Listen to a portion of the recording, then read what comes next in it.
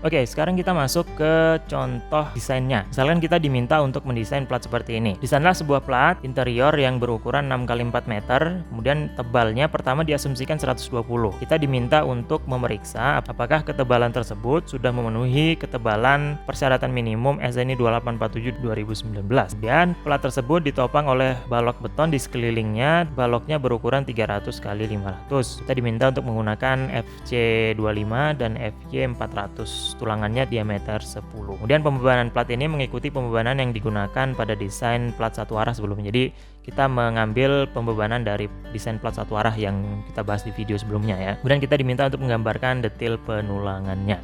Oke, yang pertama kita lakukan adalah kita identifikasi dulu LY dan LX-nya karena dia tadi 6x4 meter seperti ini. Kemudian baloknya ini berukuran 300 x 500, artinya lebar baloknya 300 dan tinggi baloknya nanti 500 ya. Sehingga bentang bersihnya LNY setelah dikurangi dengan balok menjadi 5700 mm atau 5,7 meter. Kemudian untuk LNX-nya menjadi 3,7 meter. Jika kita potong di sebelah sini, maka penampakannya akan seperti ini ya. Ini balok kita yang 300-500 tadi, kemudian ini plat yang akan kita desain bentuknya. Nah, sekarang kita harus memeriksa apakah dengan ketebalan 120 mm tadi itu sudah memenuhi persyaratan di SNI. Maka yang perlu kita lakukan adalah kita perlu membandingkan antara inersia balok dengan inersia plat. Dalam hal ini kita hitung dulu inersia baloknya seperti ini. Nah, balok kita itu kan dicor monolit dengan platnya, sehingga dia menjadi satu kesatuan dengan plat, sehingga lebar efektif daripada si balok ini pada sisi atas itu menjadi BE atau lebar efektif. Nanti kita ambil salah satu yang terbesar dari BE1 dan BE efektif 2. Nah, kita ambil yang terkecil di sini, sehingga nanti untuk BE-nya itu kita ambil yang 1060 mm. Nah, setelah itu kita sudah dapat nilai BE-nya, balok kita kan sekarang menjadi balok T seperti ini. Nah, sekarang kita tinggal menghitung nilai inersianya. Karena bentuknya tidak beraturan, dalam artian bentuknya ini T seperti ini, maka kita perlu mencari titik beratnya terlebih dahulu, kemudian nanti baru bisa kita hitung nilai inersianya ya. Pertama kita bagi dulu dia menjadi dua bagian, ini luasan 1 dan ini adalah luasan 2, sehingga di sini nanti titik berat dari bangun 1 ini ada di tengah-tengah sini atau kita kasih kode Y1. Kemudian nanti titik berat dari bangunan 2 ini kita kasih kode Y2. Hitungnya nanti seperti ini. Y1 kita hitung dari dasar sampai sini, artinya setengah dari HB 190 mm, dan Y2 itu HB ditambahkan dengan setengah HF atau 440 mm. Kemudian kita menghitung nilai Y atau titik beratnya ya. Dengan menggunakan statis moment kita dapatkan nilai Y-nya itu ternyata dia berada di sini ya. Nah, setelah ini kita dapatkan baru kita bisa menghitung nilai inersianya ya. Ini nanti silakan dibuka-buka lagi catatannya di mata kuliah analisis tegangan bahan. Sekarang kita hitung inersia plat. Plat kita seperti ini, ketebalannya 120 ya, diasumsikan pertama tadi 120, di sini juga 120. Kita tinjau untuk yang bentang panjang terlebih dahulu.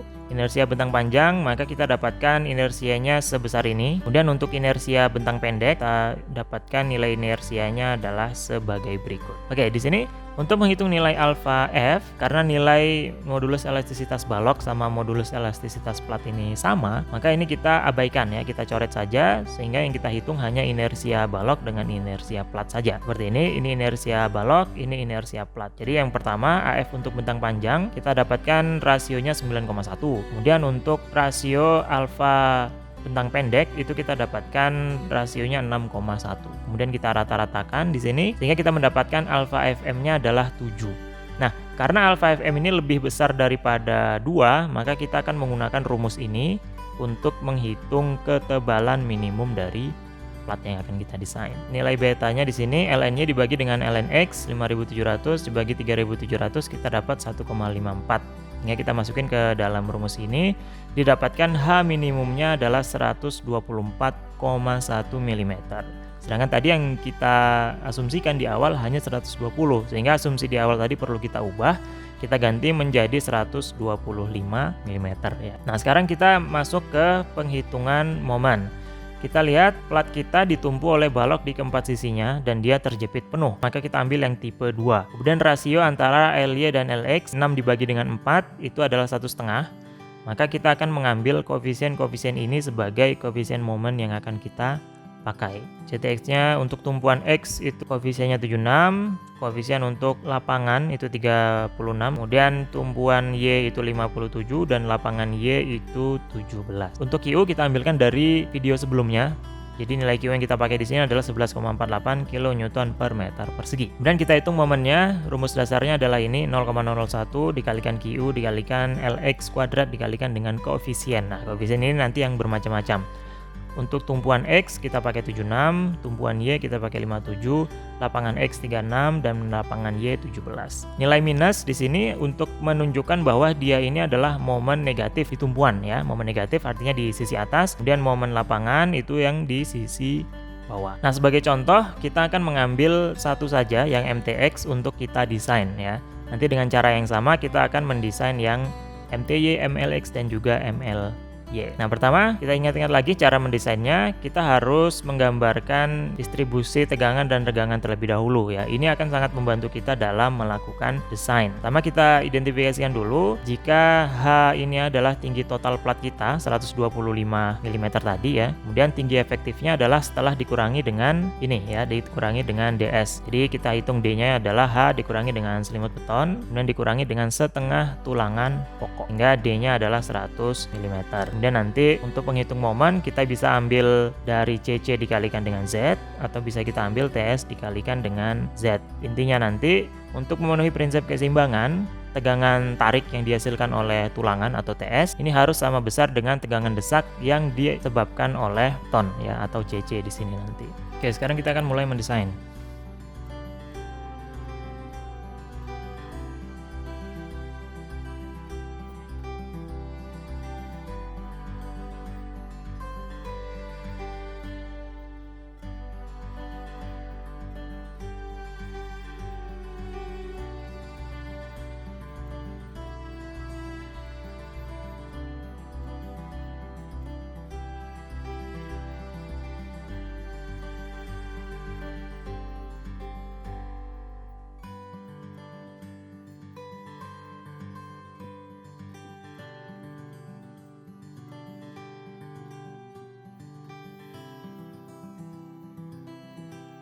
Nah, sehingga kita mendapatkan di sini blok tekannya adalah 7,5869. Kalau kita gambarkan dalam diagram tegangan tadi, maka bentuknya akan seperti ini. Sini nanti akan bekerja CC, di sini akan bekerja TS. Nah, A itu adalah tinggi blok tekan ini. Nah, sekarang dengan menggunakan persamaan ini, dengan menggunakan persamaan sigma horizontal sama dengan 0, kita akan menghitung luasan tulangan yang kita butuhkan. TS sama dengan CC. TS itu adalah AS dikalikan dengan FY, kalikan dengan 0,85 kali ekvaksen C kali A kalikan dengan B. Karena kita mencari nilai AS, maka kita sisakan nilai AS di ruas kanan, menyisakan 0,85 kalikan 25 kalikan dengan 7,58 kalikan dengan 1000, kemudian dibagi dengan FY nya adalah 400, sehingga kita mendapatkan nilai AS nya adalah 403,059 mm persegi. Kemudian kita bandingkan dengan AS minimum 0,002 dikalikan B kalikan dengan HF 2 dikalikan dengan 1000, HF nya 125, sehingga kita dapatkan 250 mm persegi. Maka AS yang kita pakai adalah yang 403,059 mm persegi ya. Kemudian dari sini kita hitung jaraknya. S sama dengan B kalikan dengan ADB dibagi dengan AS pakai, hingga 1000 kalikan dengan ADB nya belum kita hitung ya. ADB sama dengan 1/4 kali Pi kali 10 kuadrat. Kita dapatkan nilainya adalah 78,53 mm persegi, sehingga ini dikalikan 78 dibagi dengan 403,059. Sehingga kita dapatkan S-nya adalah 194,8 mm. Kita buletin ke bawah. Jadi S pakainya adalah 175 mm. Nah, ini perlu kita bandingkan dengan S maksimum ya. S batasan X maksimum. Di SNI diatur S max yang ke-1 itu adalah 2 kali HF, artinya 2 dikalikan 125, 250 mm, atau S max 2, 450 mm. Sehingga karena nilai yang kita pakai adalah 175, maka ini boleh digunakan. S pakai adalah 175 mm. Nah, sekarang kita akan menghitung momen yang mampu dikerahkan atau momen yang mampu disediakan dengan tulangan terpasang demikian ya.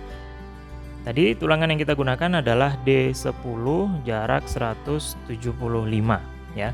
Jadi tulangan diameter 10, besi D10 ini akan kita pasang per jarak 175 mm ya. Sehingga AS terpasang ini bisa kita hitung dengan B dikalikan dengan ADB dibagi dengan S terpasang.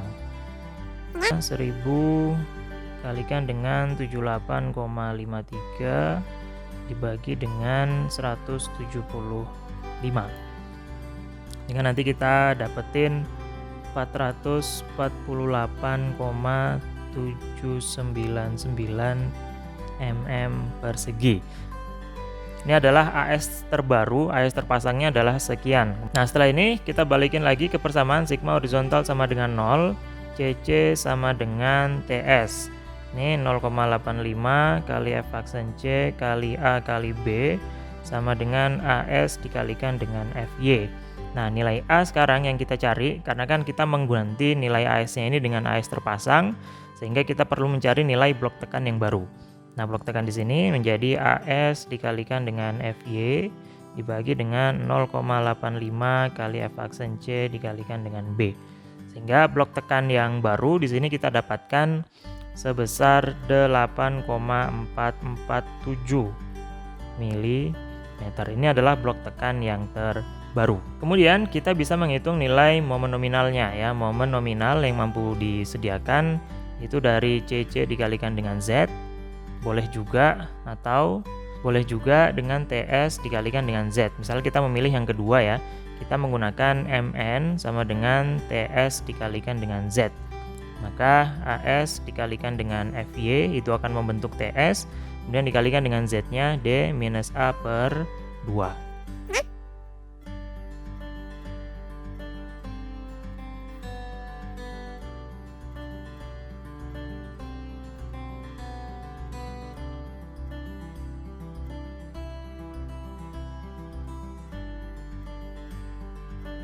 Nah, di sini sudah terbukti bahwa momen yang mampu kita sediakan itu 15,47 sudah lebih besar daripada momen ultimate yang dibutuhkan, yakni 13,959.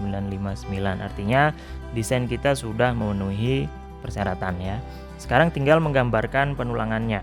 Nanti untuk desain tulangan momen lapangan X, momen tumpuan Y, dan momen lapangan Y itu akan menggunakan prinsip yang sama. Di sini langsung saya rangkum saja hasilnya seperti ini hasilnya ya.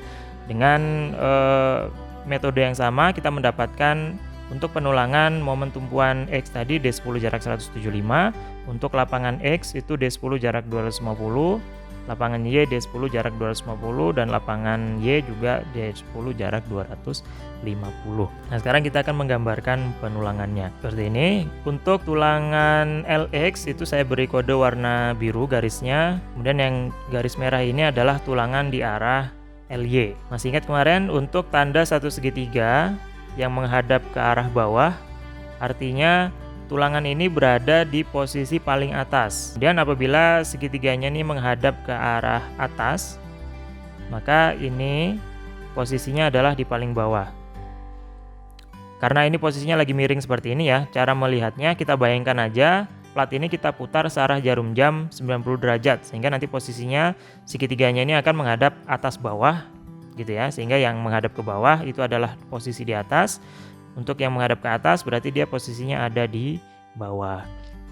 Kemudian kita lihat yang garis merah ini D10 jarak 250, segitiganya ada 2 menghadap ke bawah. Artinya posisi tulangan ini nanti dia ada di posisi atas nomor 2. Jadi dia diletakkan setelah tulangan warna biru. Gambarnya nanti seperti ini. Nah, jika kita lihat ini tulangan biru yang ini, jika kita potong di sini ya, kita potong plat kita, kemudian akan membentuk seperti ini.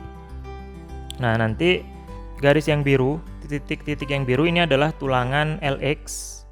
Kemudian LY, tulangan LY adalah yang ini, yang garis merah. Dia di posisi atas tapi yang nomor 2 setelah tulangan LX. Begitu juga kalau dia ditaruh di bagian bawah, dia nomor 2 setelah tulangan LX juga ya, seperti ini. Kalau kita lihat yang sisi sebelahnya ini, maka kita memandangnya yang ini adalah sebagai garis, kemudian yang ini dia memanjang ke arah LY sehingga dia kelihatan sebagai titik lingkaran seperti ini. Posisinya yang garis biru ini paling atas atau paling bawah, yang garis merah ini nomor 2 dari atas dan nomor 2 dari bawah, karena dia yang dominan adalah yang LX. Ada lagi model penulangan yang lain, yaitu dengan metode crank bar ya. Crank bar. Dia diletakkan seperti ini. Ada satu tipe tulangan yang dia berfungsi ganda. Ketika dia di tumpuan, dia sebagai tulangan momen negatif. Tapi begitu ke lapangan, dia dibengkokin ke bawah sehingga dia menjadi tulangan momen positif. Ya, begini juga. Ini di satu sisi dia menjadi tulangan momen positif, di sisi lainnya dia menjadi tulangan momen negatif ya. Ini juga dimungkinkan penulangan seperti ini ya. Nanti yang perlu diperhatikan adalah cara penulisan angka di sini.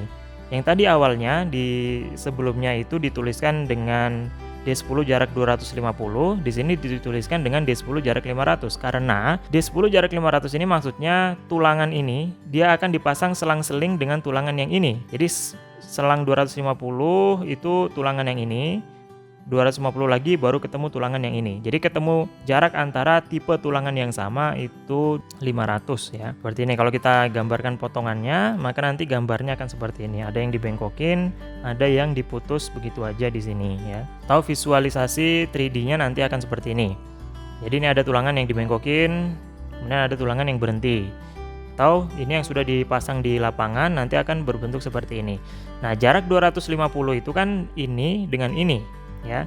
Sedangkan dengan tipe yang sama ini, dengan tulangan tipe yang sama ini jaraknya berarti menjadi 500. Hanya dia dituliskan D10 jarak 500 seperti itu. Baik, itulah tadi pembahasan kita tentang bagaimana caranya mendesain plat 2 arah, mulai dari menentukan ketebalannya, kemudian bagaimana cara menghitung momen ultimate-nya, kemudian bagaimana cara kita mendesain kebutuhan tulangannya sampai ketemu jarak tulangannya, kemudian kita gambarkan penulangannya, bagaimana pemposisiannya, bagaimana cara memasang tulangannya ya, tulangan atas, tulangan bawah. Kemudian apabila kita menggunakan tulangan yang dibengkokin itu juga ada triknya sendiri. Baik, sekian video kali ini, semoga bisa membantu teman-teman semua dalam belajar bagaimana caranya mendesain tulangan plat 2 arah. Saya akhiri, assalamualaikum warahmatullahi wabarakatuh.